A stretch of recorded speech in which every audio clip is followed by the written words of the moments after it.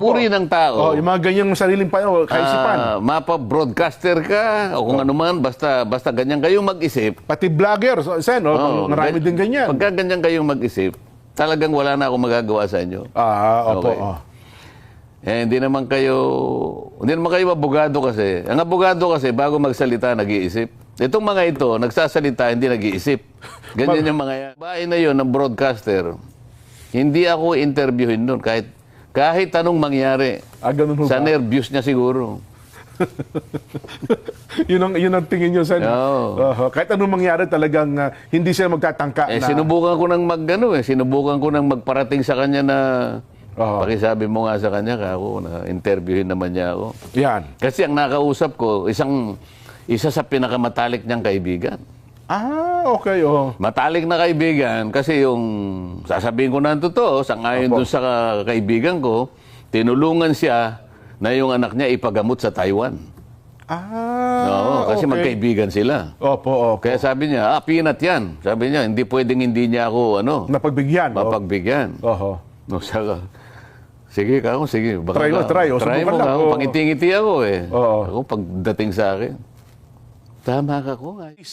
Sen, kung ang pagbabatayan ay per capita income ng ating bansa, parang pangalawa ata tayo mas mataas pa tayo sa Singapore, Sen, Pero bumaba tayo ng bumaba at ngayon ata, parang malalagpasan na rin tayo ng Vietnam na isa sa mga dahilan ang nakikita ngayon ay ang korupsyon.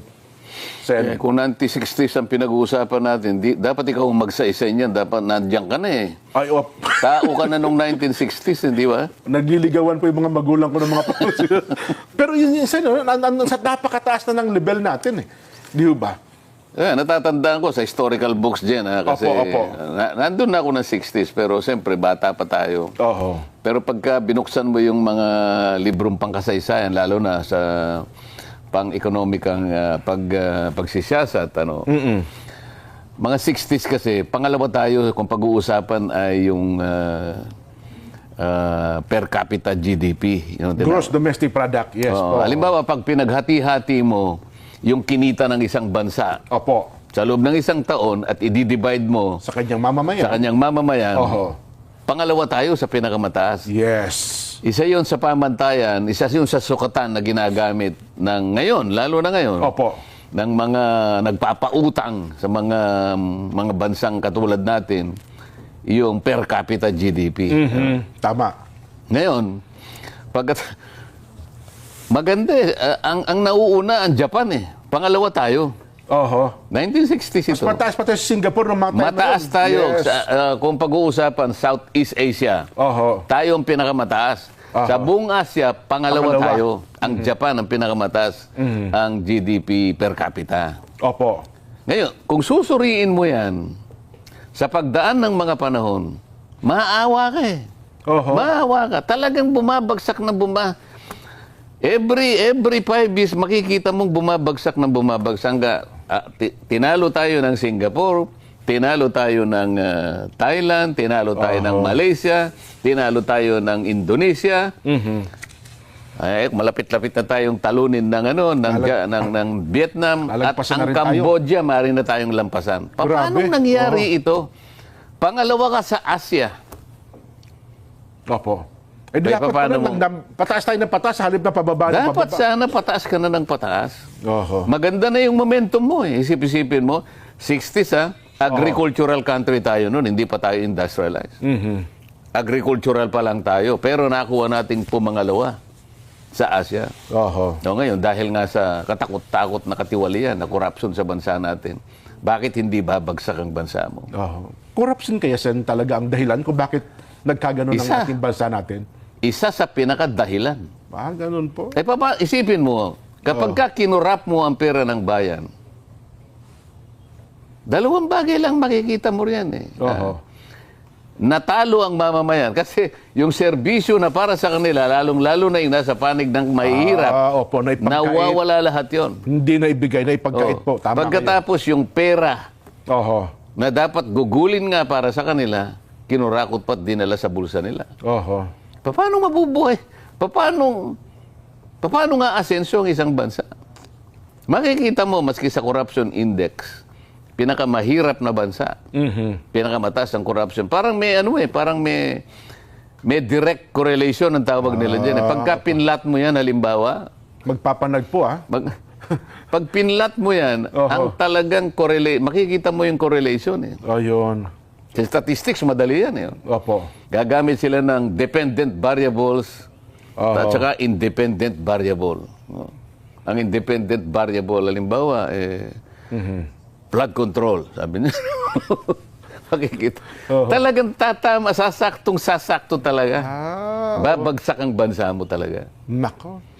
Pero siyempre, Sen, alam nyo, ngayon lang kasi napapanahon, napapatuon tayo ng pansin sa corruption ng flood control at saka yung mga DPWH official, pero sa kabuuan ng gobyerno natin, hindi natin may pipikit ang ating mga mata. Meron din, iba pa, ng mga ahensya din ng gobyerno, Sen. Sa ngayon, ito yung mukha ng corruption. Opo. Nakasentro ngayon yung mukha ng corruption. Talagang litaw na litaw ang mukha. Ayan, opo. Isip-isipin mo saan ka naman nakakitang, akala mo sasabihin niyang ganyan river walling, sabi niya, no? Nakalagay sa report nila, completed. Yan, nako. August 2, okay, January 1, Nako. 2025. Complete documents, opo. Isip-isipin mo, nagkaroon ng program of work. May plano. Opo. Nag-bidding. Yan, nako. Nag-award. Oho. Meron pang notice to proceed. Nako. Pagkatapos may report pa yung QUA, yung quality control ito. Pagkatapos meron pang inspection. Yan, Pumirma pa yung Commission on Audit. Nako, naka 20% mobilization, etc. Pagkatapos nakolekta yung pera. Pagkatapos walang project. Nung hinahanap mo yung proyekto, na saan po dito? Pagkatapos ngayon, sino ba yung contractor nito? No, hindi mo ba hanapin yun? Sino ba nagpanukala ba niyan? Bakit nagkaroon ba niyan? Kukunin mo yung papel. Opo. Sino ba yung masugid na nagpanukala na kumuha kunwari ng pondo para maitayo yung multo na yan? Yun ang hindi na kailangan tuntunin mo sa dami ng mga yun. At ang masakit dyan, Sen, ito pa isang masakit, dugdagan ko na sakit niyang bagay na yan. Nung hindi nakita, parang wala akong nakita. Hindi, sige, nasusunod na taon, pondohan ulit natin panibago.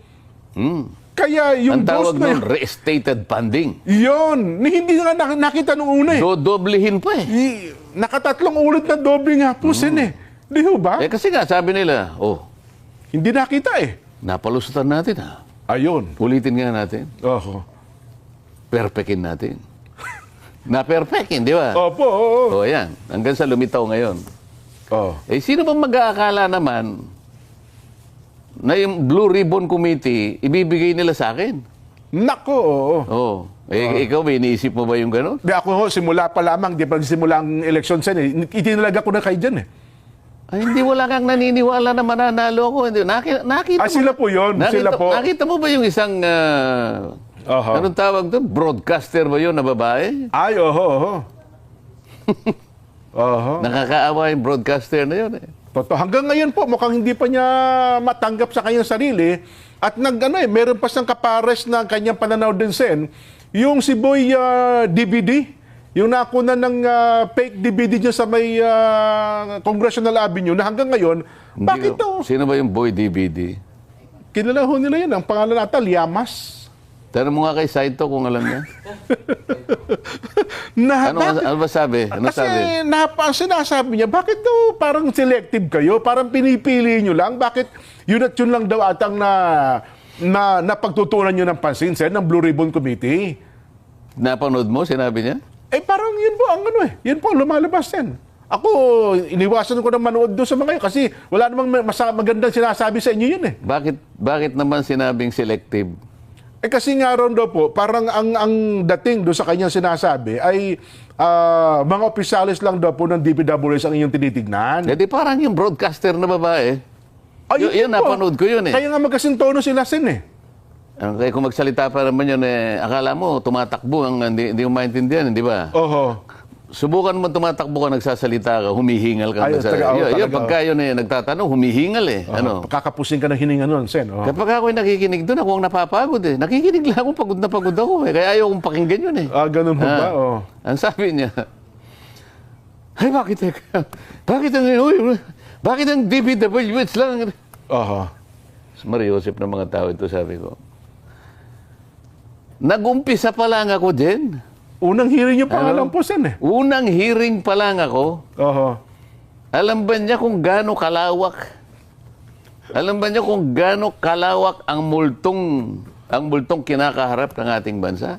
Oho. Ang problema sa ganyang mga tao, lalahatin ko na sila, mga ganyang uri ng tao. Oh, yung mga ganyang sariling kaisipan. Mapa-broadcaster ka, o kung ano man, basta ganyan kayong mag-isip. Pati vlogger, Sen, marami din ganyan. Pagka ganyan kayong mag-isip, talagang wala na akong magagawa sa inyo. Opo. Okay. Hindi naman kayo abogado kasi. Ang abogado kasi, bago magsalita, nag-iisip. Itong mga ito, nagsasalita, hindi nag-iisip. Ganyan yung mga yan. Mayroon po yung paglalarawan yan, Sen. Paano ka mag-iimbestiga nang hindi mo muna ilalatag? Kumbaga sa korte, laying the predicate, sasabihin ng korte sa'yo, Counsel, you need to lay the predicate. Hindi pwedeng hindi ka mag-lay ng predicate. Siyempre. Ilalatag mo muna. Isa-isa mo ngayon. Ba't kaya ka? Saan ka naman nakakita ang mga ganyan na? Ang gusto ata sa unang araw pala, ipatawag yun na lahat ng mga... Wala naman kasi silang direksyon na magtanong eh. Nagtatanong lang sila sang-ayon dun sa kanilang nalalaman. Yan. Hindi ko kayo papatulan. May iksi ang mga kukotin nyo. May diferensya pa ang mga ulo nyo. Kaya hindi ko kayo papatusin. Kaya alam mo, hindi ako nagpapa-interview sa mga yan eh. Sabagay, yung babae na yun, ng broadcaster, hindi ako interviewin doon kahit anong mangyari. Ganun sa nervyos niya siguro. yun ang tingin nyo, Sen. Kahit anong mangyari talagang hindi sila magtatangka na... Sinubukan ko nang magparating sa kanya na pakisabi mo nga sa kanya na interviewin naman niya ako. Yan. Kasi ang nakausap ko, isa sa pinakamatalik niyang kaibigan. Okay. Matalik na kaibigan kasi yung sasabihin ko na ang totoo, sangayon dun sa kaibigan ko, tinulungan siya na yung anak niya ipagamot sa Taiwan. Kasi magkaibigan sila. Opo. Kaya sabi niya, peanut yan. Sabi niya, hindi pwedeng hindi niya ako, mapagbigyan. Saka, sige. Baka try. Try mo lang. ako. Pangiti-ngiti ako eh. Ako pagdating sa akin, tama ka kung ayaw niya. Yan ang sinasabi ko sa'yo. Yung mga yan, may mga sakit. May mga sakit yan. Ano po sakit? Gusto lang nilang tanungin yung gusto nilang tanungin. Ayun. Kaya paikot-ikot lang sila sa isang subject matter. Opo. Na akala nila nakagagawa sila ng mabuti sa bansa. Hindi sila makakapaglahad ng objective. Hindi kagaya natin. Kung ano yung tama, yung nagdi-discuss natin. Siyempre po naman. Diba? Wala tayong kikilingan. At yung taong bayan, taga-subaybay natin, magsasabing, tama, mali, di ba? Hindi kasi natin kinukupo yung kaalaman sa di ba? Isip-isipin mong mulat-mula pa eh. Bakit nanalo yan? Nakakita ka ba naman ganyan? Broadcaster ba yun? Parang, anyway. Hindi kasi ganyan, sabi naman nung kausap. Hindi nga eh. 2.8 million lang sila eh. Ganun. Bakit ba pinipilit niya yung kanyang gustong mangyari? Para panatilihin niya sa kanyang sarili na siya ang tama, na sa kanyang panukat, hindi ako mananalo. Akalain mo magtiwala siya sa sarili niyang pag-iisip. Tingnan mo nangyari ngayon. Yun na nga. Nagmukha siyang tanga ngayon, hindi ba? Totoo po. Ako pwede ko na sabihin sa kanila ngayon lahat. Minsan kasi naman yung pagkakamali, madali naman tanggapin eh. At ngayon, yung mga ini-interview niya, ngayon, bahala sila. Magpa-interview kayo sa tanga. Yun ang pinakamasakit sa lahat. Wala akong ospital dun eh.